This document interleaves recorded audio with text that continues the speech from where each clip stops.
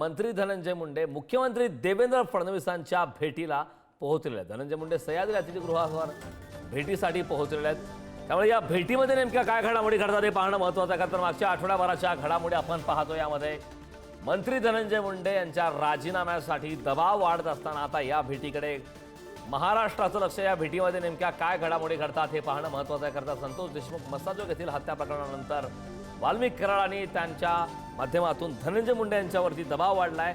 मोठ्या प्रमाणात टीका करण्यात आली आणि आता ही भेट सुरू आहे। या संदर्भात ताजी अपडेट देण्यासाठी आपले प्रतिनिधी सुशांत सावंत आपल्यासोबत जोडलेत। सुशांत, मंत्री धनंजय मुंडे आता मुख्यमंत्री देवेंद्र फडणवीस यांच्या भेटीला दाखल झाले आहेत। खरं तर मागच्या काही दिवसाच्या घडामोडीचा विचार करता धनंजय मुंडे यांच्या मंत्रिपदाच्या राजीनाम्यासंदर्भात दबाव वाढतोय, जोरदार चर्चा सुरू आहे। या भेटीत नेमकं काय सध्या घडतंय?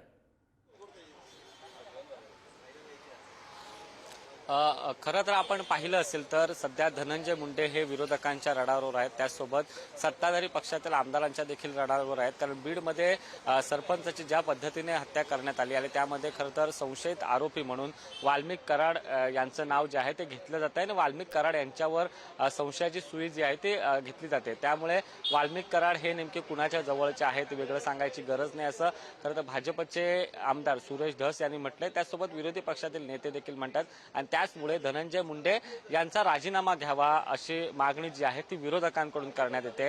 नुकतीच एक जाहीर सभा झाली, त्यामध्ये देखील धनंजय मुंडे यांच्या विरोधात नेत्यांचा सूर पाहायला मिळाला। सुरेश धस यांनी देखील जाहीरपणे धनंजय मुंडे यांच्यावर आरोप केले होते आणि त्यानंतर आज देवेंद्र फडणवीस सह्याद्री अतिथीगृहामध्ये 6 विभागाचा आढावा घेणार आहेत। कारण 100 दिवसाचा रोडमॅप जो आहे तो देवेंद्र फडणवीस यांच्याकडून करण्यात येणार आहे आणि त्याच पार्श्वभूमीवर धनंजय मुंडे जे आहेत ते काही वेळापूर्वीच देवेंद्र फडणवीस यांच्या भेटीसाठी सह्याद्रीवर पोहोचलेले आहेत।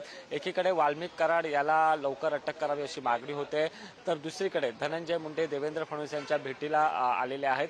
नेमकी दोन्ही नेत्यांमध्ये काय चर्चा होते हे पाहणं तितकंच महत्त्वाचं ठरणार आहे। कारण ज्या पद्धतीने सरकारवर दबाव विरोधकांकडून टाकला जातोय आणि ज्या पद्धतीने बीड सध्या गुन्हेगारीचं कॅपिटल बनत चाललेलं आहे। आपण पाहिलं असेल तर बीडमध्ये गेल्या वर्षभरात ज्या पद्धतीने खुनाच्या हत्या ज्या पद्धतीने हत्या करण्यात आली, त्यासोबत अपहरणाची प्रकरणं असतील, क्राईम रेट जो आहे तो कुठेतरी बीडमध्ये वाढत चाललाय। त्यामुळे गृहमंत्र्यांवर देखील विरोधक टीका करताना आपल्याला पाहायला मिळतात आणि याचमुळे धनंजय मुंडे आता मुख्यमंत्री आणि गृहमंत्री असलेल्या देवेंद्र फडणवीस यांच्या भेटीसाठी आलेले आहेत। दोन्ही नेत्यांमध्ये नेमकी काय चर्चा होते हे पाहणं तितकंच महत्त्वाचं ठरणार। मात्र जवळपास 15 मिनिटं झालेली आहेत। धनंजय मुंडे सह्याद्री अतिथीगृहावर आलेले आहेत, देवेंद्र फडणवीस यांच्यासोबत चर्चा करतायत आणि खऱ्या अर्थानं आज विभागवार आढावा देवेंद्र फडणवीस घेणार आहेत। त्यामध्ये धनंजय मुंडे यांच्या विभागाचा देखील आज आढावा घेतला जाणार आहे। त्यामुळे या विभागवार आढाव्याच्या चर्चेनंतर धनंजय मुंडे यांच्यासोबत देवेंद्र फडणवीस वेगळी चर्चा करतायत का? कारण बीडचं प्रकरण सध्या सेन्सिटिव्ह होत चाललेलं आहे।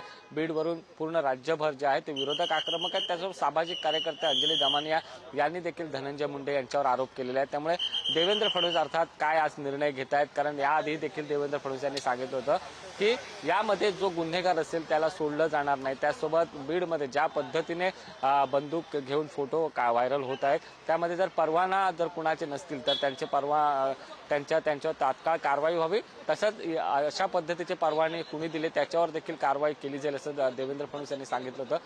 त्यामुळे धनंजय मुंडे आणि मुख्यमंत्री देवेंद्र फडणवीस यांच्या भेटीला खरं तर आज महत्त्व प्राप्त झालेलं आहे। थोड्याच वेळापूर्वी धनंजय मुंडे आतमध्ये गेलेले आहेत, देवेंद्र फडणवीस यांच्याशी चर्चा करतात।